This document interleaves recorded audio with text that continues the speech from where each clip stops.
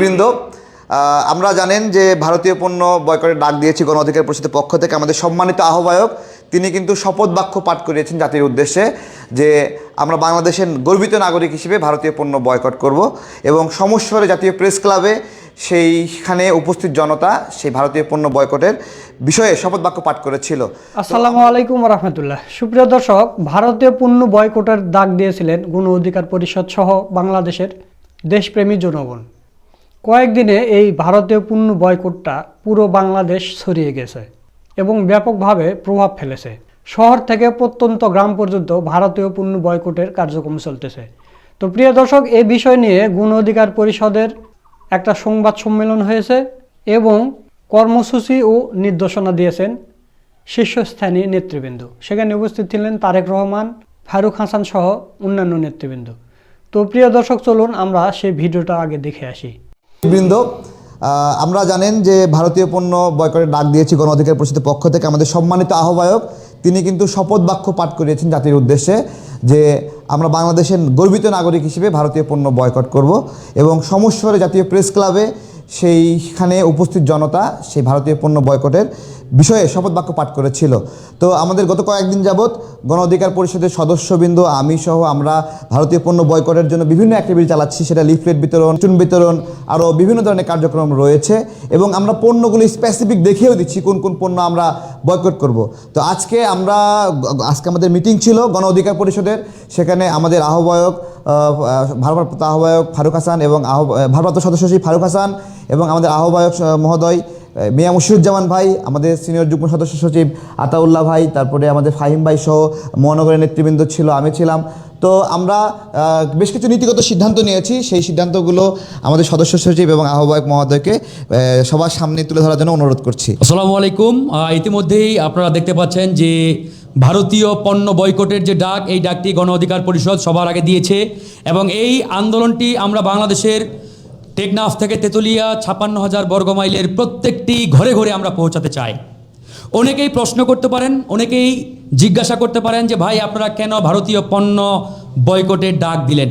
দেখুন, আমাদের বক্তব্য একদম পরিষ্কার, পানির মতো ক্লিয়ার, যে এই মুহূর্তে বাংলাদেশের এবং বাংলাদেশের জনগণের মুক্তির পথ একটাই, মুক্তির রাস্তা একটাই, মুক্তির ওয়ে একটাই, সেটি হচ্ছে ভারতীয় আধিপত্যবাদ এবং আগ্রাসনের বিরুদ্ধে আমাদের এই লড়াই চালাতে হবে।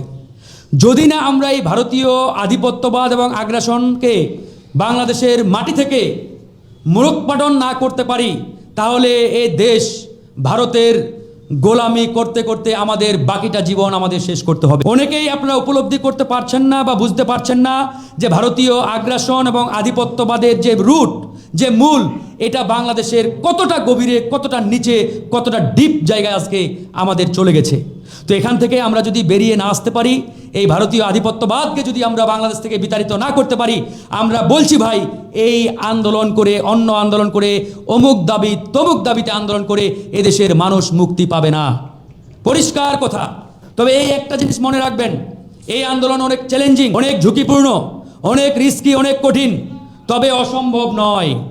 আমরা জানি এই আধিপত্যবাদের বিরুদ্ধে আন্দোলন করতে গিয়ে আমাদের পূর্বে অনেককে জীবন দিতে হয়েছে, যার জ্বলন্ত উদাহরণ আমাদের ভাই, আমাদের সহপাঠী, আমাদের বন্ধু, বুয়েটের শিক্ষার্থী আবরার। এই আবরার আধিপত্যবাদ আগ্রাসনের বিরুদ্ধে কথা বলতে গিয়ে তাকে জীবন দিতে হয়েছে। আমাদের পূর্বে অনেককে গুম হতে হয়েছে, যার জ্বলন্ত উদাহরণ আজও আমাদের সামনে জল জল করে জ্বলছে বিএনপির সংগ্রামী সাংগঠনিক সম্পাদক, সিলেটের সেই বর্ষিয়ান নেতা এম ইলিয়াস আলী। সেই আগ্রাসনের বিরুদ্ধে বক্তব্য দিয়ে কথা বলার কারণে আজ পর্যন্ত গুম অবস্থার মধ্যে রয়েছে। সুতরাং আমরা বুঝে শুনে জেনে এই আধিপত্যবাদ এবং আগ্রাসনের বিরুদ্ধে এই আন্দোলনে নেমেছি। আমরা জানি বাংলাদেশের মানুষের মুক্তির রাস্তা, মুক্তির পথ এই একটাই।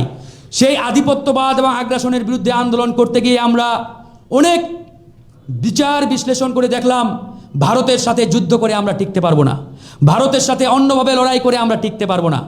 আমাদের টিকার রাস্তা একটাই, সেটি হচ্ছে ভারতকে আর্থিকভাবে, বাণিজ্যিকভাবে, ফাইন্যান্সিয়ালি দুর্বল করা। আর সেটি পণ্য বয়কটের ডাক দিয়েছি, এই একটা মাত্র ওয়েতেই সম্ভব। আপনারা ইতিমধ্যেই জেনেছেন, যদি পেপার পত্রিকা ঘাটাঘাটি করে দেখেন আপনারা দেখবেন 2020 সালে আমাদের বাংলাদেশে ফরেন রেমিটেন্স এসেছে $18.5 বিলিয়ন। 2020 সালের ঘটনা। 18.5 বিলিয়ন ডলার, 2 কোটি প্রবাসী বাংলাদেশের বিভিন্ন দেশে বিশ্বের যারা মাথার ঘাম পায়ে ফেলে মানে রক্ত গরম করে যারা উপার্জন করেন, সেই টাকা তারা বাংলাদেশে পাঠিয়েছেন 18.5 বিলিয়ন ডলার। আর সেই একই বছরে 2020 সালে আমাদের এই দাদাবাবুরা নিয়ে গেছে 10.2 বিলিয়ন ডলার। আমার হাতে আছে মাত্র 8 বিলিয়ন ডলার। এই তথ্যটি কালকে আমি পেয়েছি বিভিন্ন পত্রপত্রিকা থেকে। আমি অবাক হয়ে গেছি কিভাবে এই দেশটাকে তারা লুটপাট করে খাচ্ছে, আপনাদের কল্পনার বাহিরে। 56,000 বর্গমাইল জুড়ে তাদের এই আধিপত্য এবং আগ্রাসন আজকে বিস্তৃতি লাভ করেছে। তো যাই হোক, কথা আমি বাড়াবো না, আমাদের আহ্বায়ক মহোদয় কর্নেল অবসরপ্রাপ্ত মিয়া মোহাম্মদ মশিউজ্জামান ভাই শেষ করবেন। অসংখ্য ধন্যবাদ আমাদের ভারপ্রাপ্ত সদস্য সচিব ফারুক হাসানকে।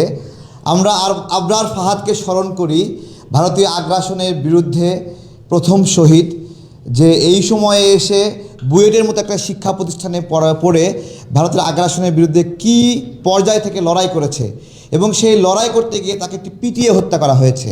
অর্থাৎ বুঝতে হবে বুয়েটের মতো জায়গায় ভারত তার সেনাবাহিনীকে রেখে দিয়েছে, এটা বুঝতে হবে। এরকম সারা বাংলাদেশের জায়গায় জায়গায় রেখে দিয়েছে। তো এদের বিরুদ্ধে লড়াই অনেক কঠিন একটা বিষয়। ব্রিটিশ বিরোধী আন্দোলন সফল হয়েছিল ব্রিটিশ পণ্য বয়কট করে, স্বদেশি আন্দোলনের মাধ্যমে, স্বদেশি পণ্য ব্যবহার করার মধ্য দিয়ে। তেমনি আমাদের আন্দোলনও সফল হবে ভারতীয় পণ্য বয়কটের মধ্য দিয়ে। কথা বলবেন আমাদের সম্মানিত আহ্বায়ক মিয়া মশিউজ্জামান। আসসালামু আলাইকুম প্রিয় দেশবাসী, আমি বিষয়টাকে আপনাদের জন্য খুব সহজ করে দিচ্ছি। এই পর্যায়ে আমি আর কেন আমরা ভারতীয় পণ্য বর্জন করছি সে বিষয়ে গেলাম না, কারণ এই বিষয়ে আমি নিজে এবং আমার সহযোদ্ধারা ইতিমধ্যে আপনাদের বলেছেন। আপনাদের অনেকের কাছে এই বিষয়টা খুব বিরাট একটা কিছু মনে হতে পারে। এতদিন ভারতীয় পণ্যতে আমরা অভ্যস্ত হয়েছি, আমরা এটার উপরে অনেকেই অনেকটা নির্ভরশীল হয়ে গেছে। যে পুরো বিষয়টা আমি মনে করি একটা মানসিক ব্যাপার। আপনি প্রতিজ্ঞা করুন আপনার সংসারে যে ভারতীয় জিনিসগুলি এতদিন কিনেছেন, আগামী ফেব্রুয়ারি মাসের 1 তারিখ থেকে তার মধ্যে 1টা বা 2টা আইটেম আপনি বাদ দিন। একদম সহজ কাজ। এইভাবে আগামী 6 মাসের মধ্যে আপনি ভারতীয় যা কিছু পণ্য কেনেন সেটা সবাই বর্জন করুন।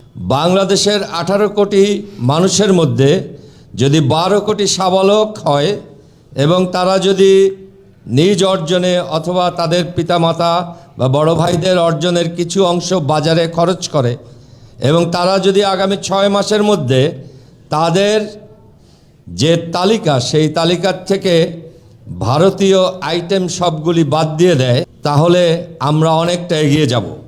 এটা আমাদের এই সংগ্রামের প্রথম পর্যায়। পরবর্তীতে আমরা এখন শুধু থাকব খুব সাধারণ দৈনন্দিন ব্যবহারের জিনিসপত্র। এরপরে আমরা যাব অন্যান্য আরও আইটেমে, এবং একটা পর্যায়ে ভারতীয় কাগজপত্রবিহীন যে সমস্ত নাগরিক আমাদের দেশে চাকরি করছেন আর একই বয়সী আমাদের যুবকেরা এখানে চাকরিবিহীন অবস্থায় বেকার ঘুরে বেড়াচ্ছেন, তাদের জন্য কিছু একটা চিন্তা করব। আমরা যে সমস্ত ইন্ডাস্ট্রিতে বা যে সমস্ত কার্যালয়ে এই সমস্ত ভারতীয় নাগরিক কাজ করছেন তাদেরকে অনুরোধ করব, আপনাদের সময়ে আপনারা যোগ্য দেশীয় যুবকদের চাকরি দিন। ভারতীয়দের ধীরে ধীরে বিদায় করুন, আপনার সময় নিন, কিন্তু আপনি আপনার দেশের লোককে চাকরি দিন।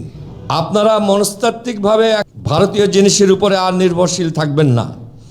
চিন্তা করে দেখুন, আমরা যখন এই অংশ বাংলাদেশ পাকিস্তানের একটি অংশ পূর্ব পাকিস্তান হিসেবে ছিলাম, তখন কিন্তু আমরা ভারতীয় কোনো জিনিস এখানে আমদানি করতাম না। আমাদের যারা পূর্বপুরুষ তখন এখানে খাওয়া দাওয়া করতো বা তাদের জীবন ধারণ করতো, তারা ভারতীয় কোনো জিনিস ছাড়াই চলতে পারতো, তারা বেঁচে ছিল এবং তাদেরই সুযোগ্য পুত্র বা নাতি নাতৃ আমরা সবাই। তাহলে আমরা কেন ভারতীয় পণ্য ছাড়া বাঁচতে পারবো না? নিজেকে প্রশ্ন করুন। কাজেই আমি এখনও আবারও বলি যে পুরো বিষয়টা ভারতীয় পণ্যের উপর নির্ভরশীলতা একেবারেই একটা মানসিক ব্যাপার। আপনার মনকে তৈরি করুন, আপনি একজন যোগ্য বাংলাদেশের দেশপ্রেমিক সুনাগরিক হিসেবে নিজেকে ভাবুন। আপনি ভারতীয় পণ্য ছাড়া অবশ্যই বেঁচে থাকবেন গর্বিত বাঙালি হিসেবে। ধন্যবাদ সবাইকে। দর্শক, আপনারা গণ অধিকার পরিষদের ভিডিওটা দেখলেন। আজকের এই ভিডিওটা আপনাদের কাছে কেমন লেগেছে সেটা কমেন্টে জানিয়ে দেওয়ার চেষ্টা করবেন। আর ভিডিওটা যদি ভালো লাগে অবশ্যই শেয়ার করবেন, লাইক করবেন। আজকের ভিডিও এই পর্যন্তই। পরবর্তীতে কোনো নতুন ভিডিও নিয়ে আবার আপনাদের সামনে আসবে ইনশাল্লাহ। সকলকে ধন্যবাদ। আসসালামু আলাইকুম ওয়া রাহমাতুল্লাহ।